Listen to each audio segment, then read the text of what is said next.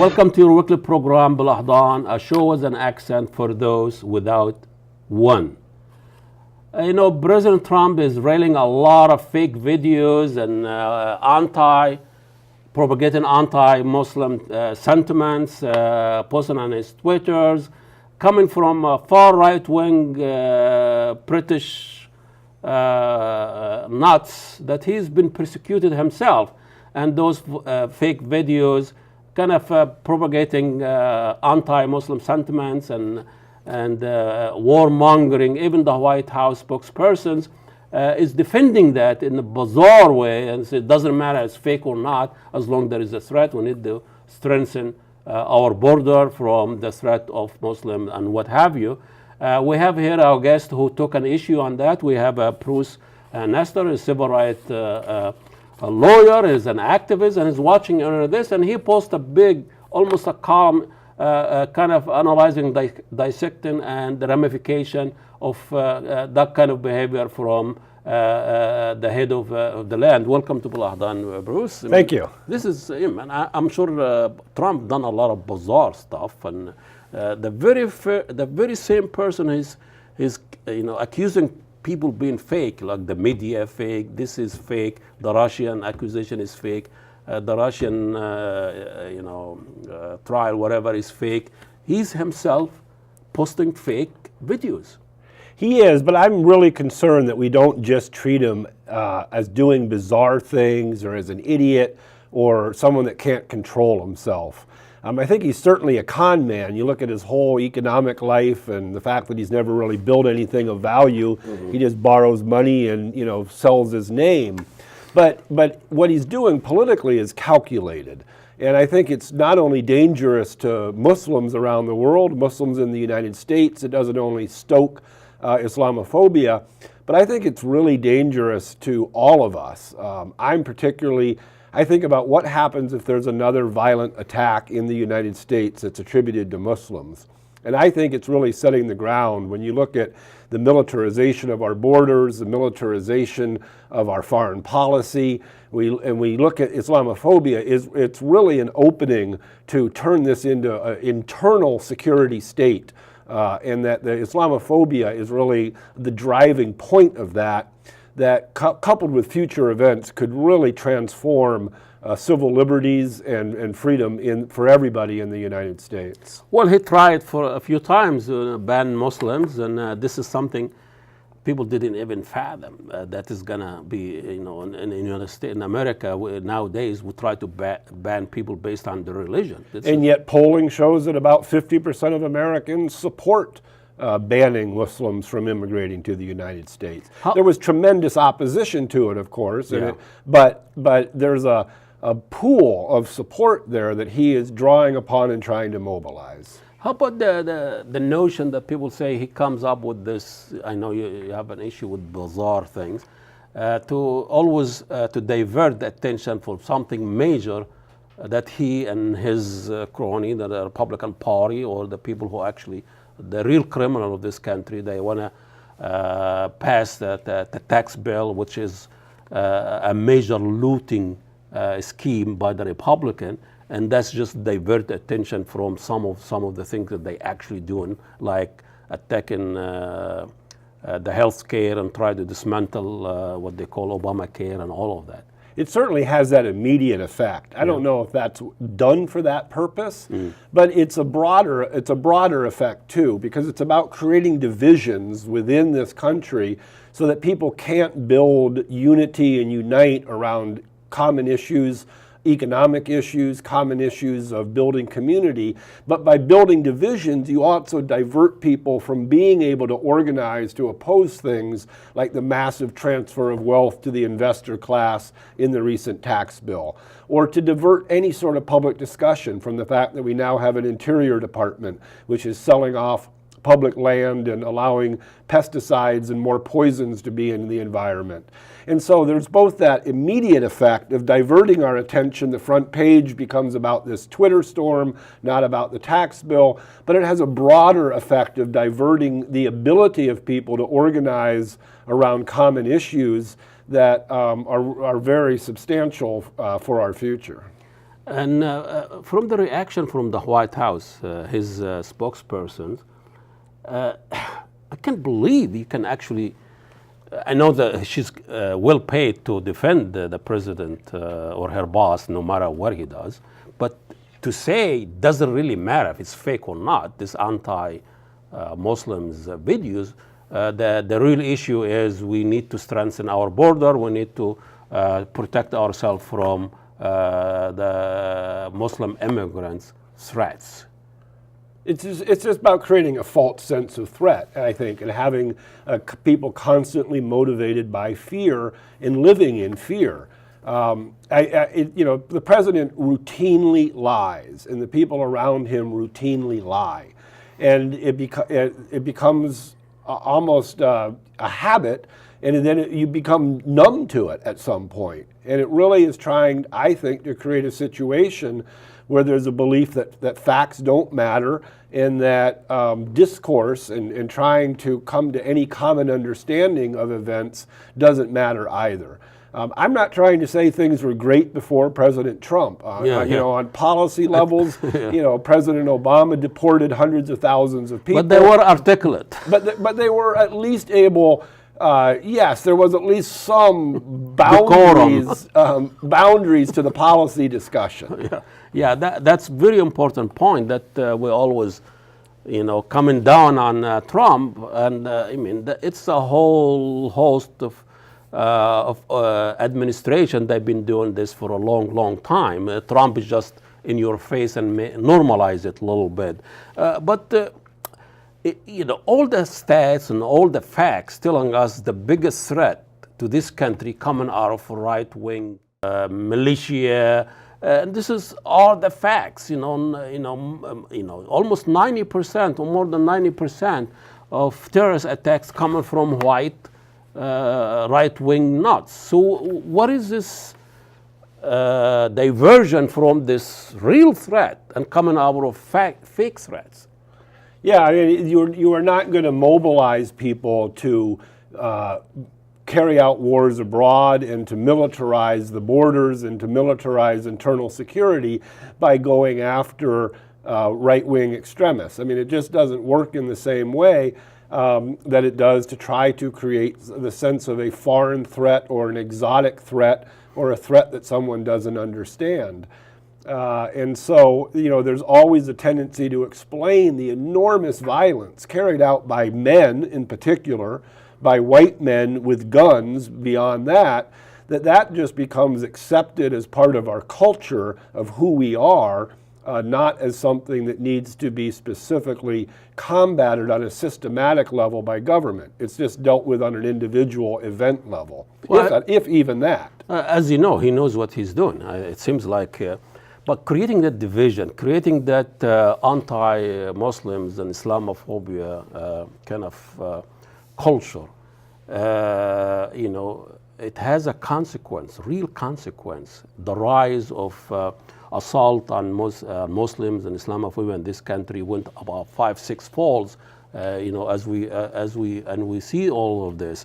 It does. You talk to the Council on American Islamic Relations, which has a Minnesota chapter, and is the leading advocates, and the rise in hate crimes in minor transgressions, where just children are harassed in school for a woman wearing a head covering, a hijab, where young people learn to model what they see, obviously, and the use of just calling people terrorists as a way in schools to harass and threaten even people. Teachers, absolutely, a position of power, and young students ask them to move their hijab or joking about being a terrorist and say, I was joking about it. But I think that's a debate that we need to have, and whether hate speech and racist speech of that nature really can be considered protected free speech. Mm-hmm. That's a debate that we have to have. I think too many people want to hide behind free speech, to think that it justifies speech that actually carries with it the real threat of physical harm and which causes enormous psychological harm and trauma to people. I think we have to be able to create safe spaces in schools, safe spaces in colleges and universities where people cannot be threatened by the use of hate speech. That's a debate. Certainly our legal system, unlike many of those in continental Europe and Britain, do not have mechanisms to punish that type of hate speech.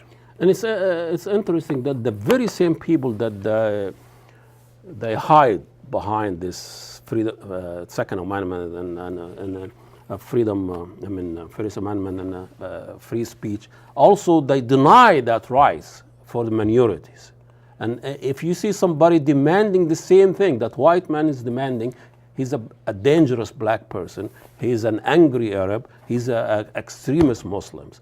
About the people when they actually demand the rights of minority, the rights of civil rights of Muslims in school, as you say, and work and all of that.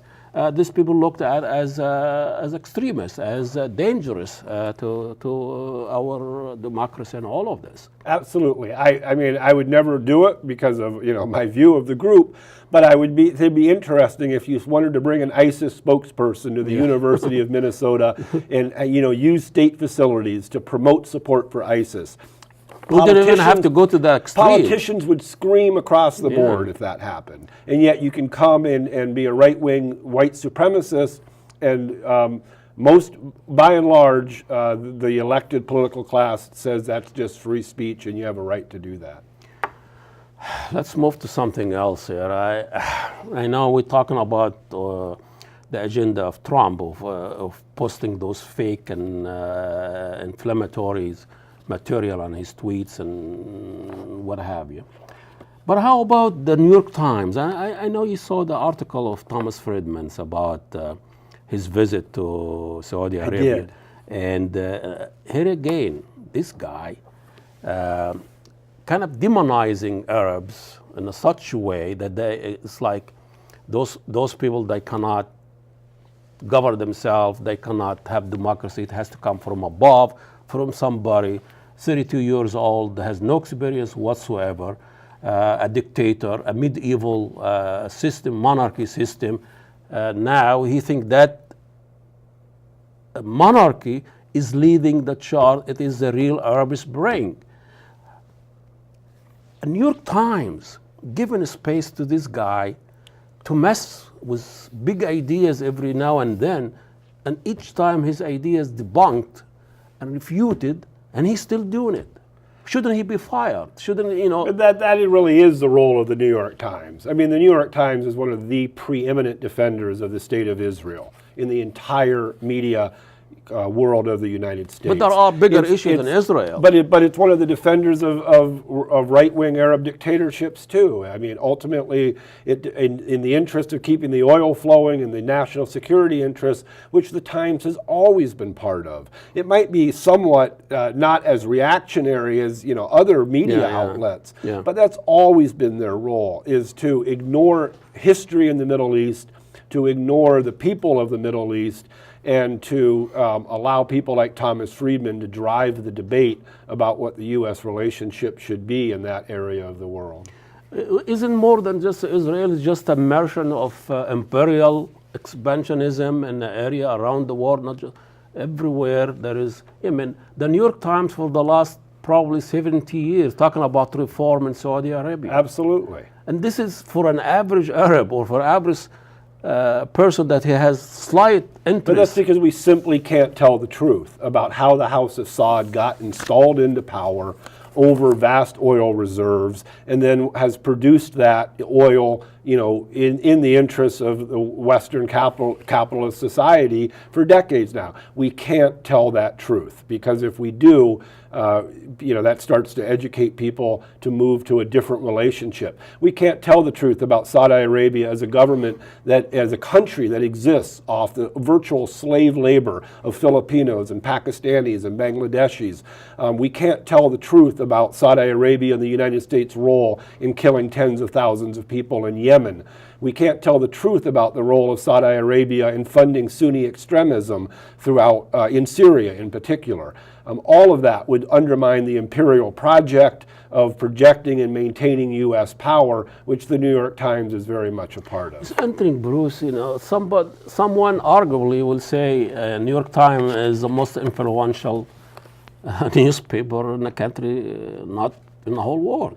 But there's a consensus among the political class, among Democrats and Republicans, around most of these issues. And that's, Trump may break some of that consensus, but the both parties have a consensus of supporting Saudi Arabia, supporting the dictatorship in Egypt, of continuing to fracture and keep the Arab world weak and divided in the interests of Western economies. And so I just think the New York Times, it's influential, but it's influential in a policy circle that, at least on these foreign policy issues, is far more united than it has any real points of difference. Interesting. I mean, it's kind of paradoxically that here we find terrorism, what they call so-called Muslim extremists and all of that, but in the same talking, we supporting Muslim and Arab dictators, that they are the biggest recruiter of extremism in their own regions.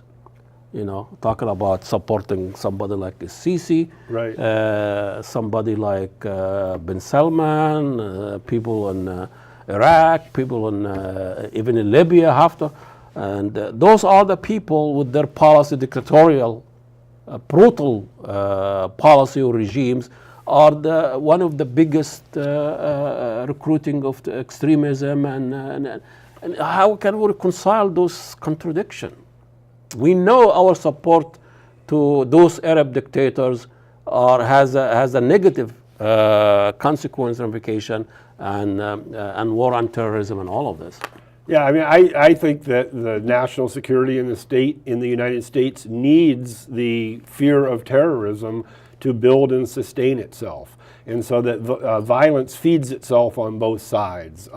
You know, we have military bases throughout the Middle East, throughout the world. We've carried out attacks, you know, in violence in the Middle East. We've supported dictatorships there, monarchies. That is part of the policy. The policy is not to serve the interests of the Arab masses in those countries. It never has been. From when, whether it's an Italian colonizer, the British or the French, or after World War II when the United States took over through kind of a neo-colonial structure. It simply is not in our interest to ally with the working people in the Arab world or reformers in the Arab world. I just don't think that that's ever been the goal. And it's not, even if we can extend a little bit, it's not even in the benefit of the average American eventually. I mean, this is the benefit of corporate domination in those areas. So, it is. Yeah, it is. So the average Americans not even benefiting. Thank you so much, Pleasure being here today. Always intriguing and refreshing. Conclude our show. We'll see you next week. Assalamu alaikum, and God bless you all.